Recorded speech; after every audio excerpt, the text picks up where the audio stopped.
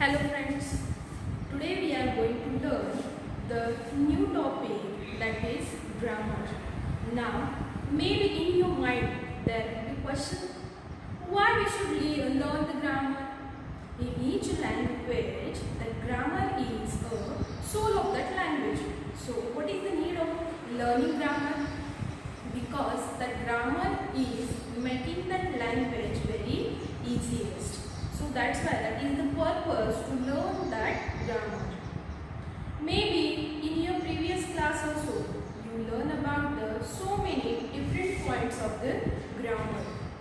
Now today we are going to learn that first chapter of grammar is sentences.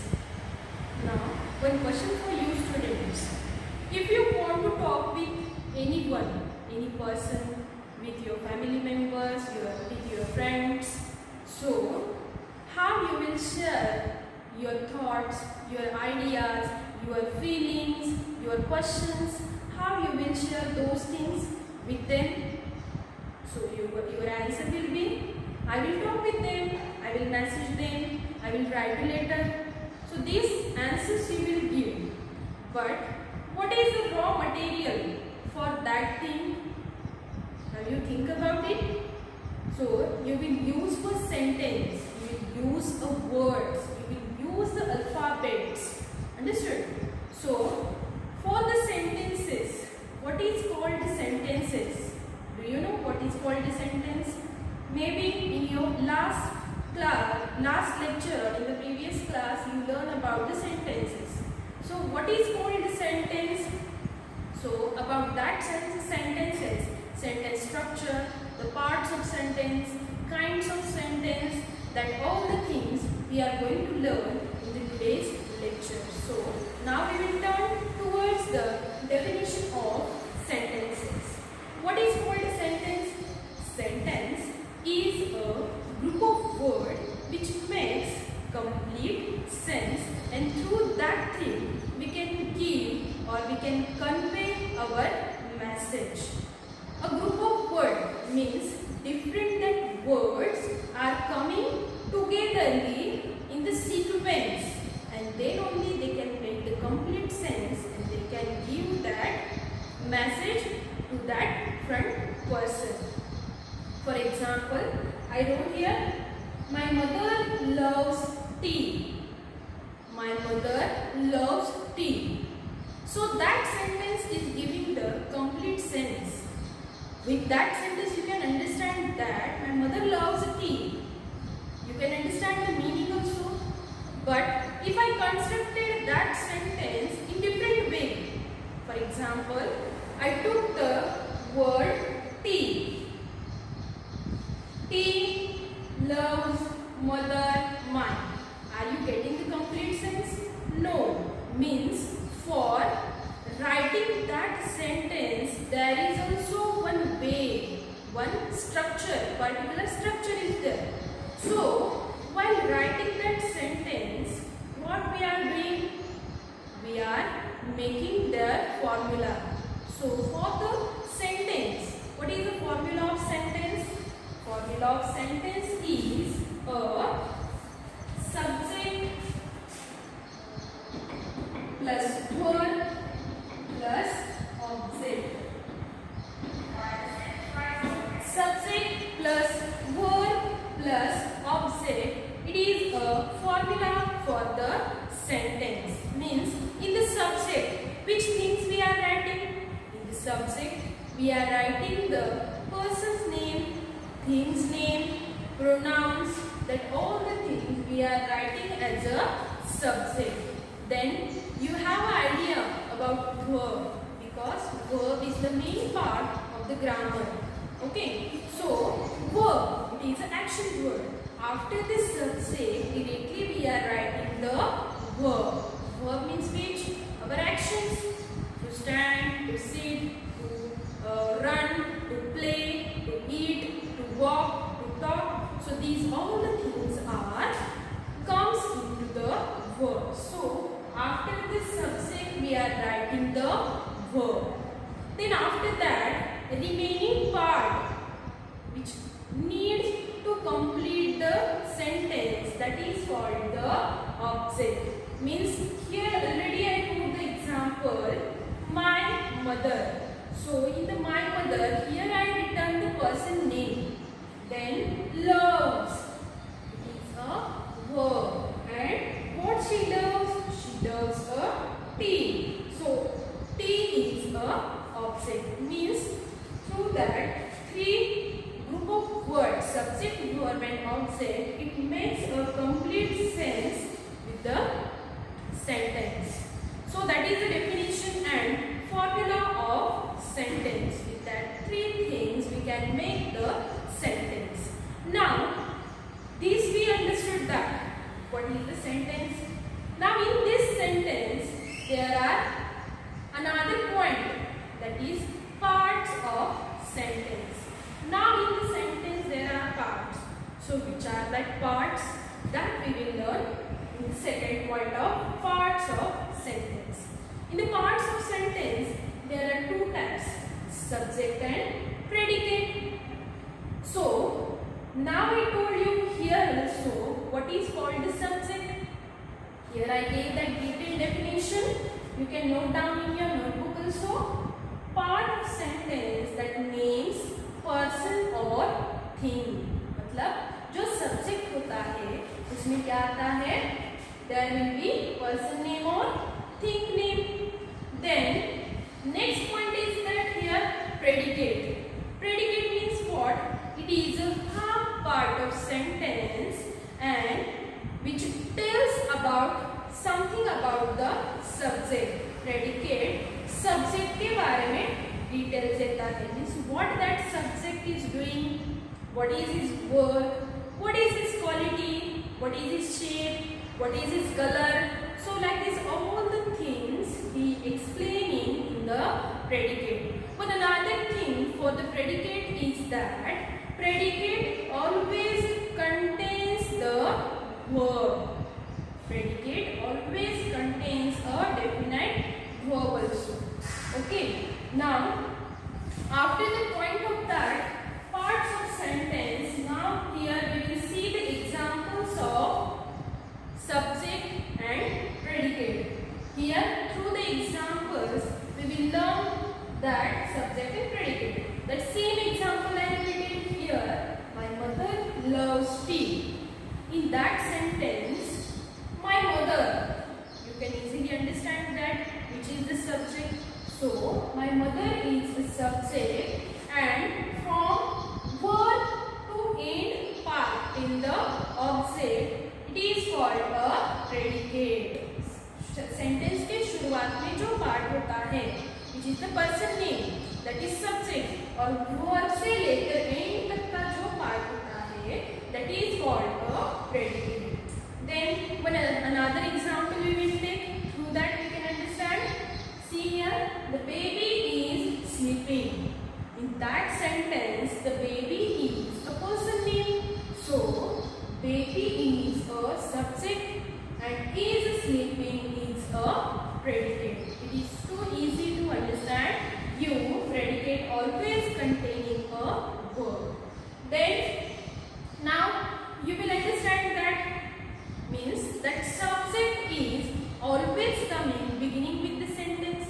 You will think like this. We can understand easily that, or we can identify that subject is always coming beginning with the sentence. No, that is wrong. Your thinking is wrong because sometimes that subject can come in the end of the sentence and predicate can come in the beginning with the sentence. So how to identify that predicate in the beginning with the sentence? So in that here they given, after a few days came the letter. In the last part they return the letter. Letter is a thing name. So it is too small part. It is not contain any verb. That's why it is a subject. Now easily we got the subject. So you can understand that the remaining part is called a predicate. Also one hint I gave you that predicate always contains the verb. So that's why from after a few days came till here it is a predicate, and last part it is called a subject. Then one another example we will take that for the better understanding. At the corner of the hall stood Ramu. Now here who stood? Who is the person here? That person name is that Ramu. So easily we got our subject. So remaining part is called the predicate, and for your means checking, we can check here who is the action word. It is a verb. So it is a called predicate. Understood? Okay. Predicate is the half part of the sentence and it contains a verb, and subject it is a first part, person name or thing name of this sentence. Now we will turn towards the features of sentences. Means before that I explain you about the sentences, but what are the features of sentence that they given here. First feature is that a sentence is a group of words that makes complete sense. Then it starts with capital letter. That rule or that feature characteristic you learn from the first standard when we are starting a sentence, new sentence. So after that, after the full stop, we are starting that with the capital letter only. It ends with full stop if it states a fact, and it ends with question mark if asked questions, if or an exclamation mark if it expresses sudden feelings or surprises, joy and sorrow. Means here they given the rules, their characteristics of the sentences. Now students, we will turn towards the rules of sentences. While writing the sentences, there are some rules. First is that subject-verb agreement is a must both in number and person. Means, for example, if we took that Sana is enjoying the picnic, so subject is singular, so there should be verb also singular. If given subject is plural, for example, the students are enjoying the picnic, so if there is a plural verb, plural subject, so verb should be also plural. So is a singular verb and are is a plural verb. Then second rule is that a plural verb is required when two or more singular nouns or pronouns are joined by a conjunction. Means when there two nouns are joining with the conjunction, so that time also we are using the plural verb. For example, Gauri and Deepak are in the same class. Meena and I are good singers. Means they are also plural, more than one. That's why these nouns also required a plural verb. In the third rule, they told that a singular verb is used when two nouns or adjectives suggest one idea or refer to the same person or thing. Means drawing and coloring is my hobby. Here they used two nouns or two adjectives, but they are preferring or they are telling about only one person or one thing.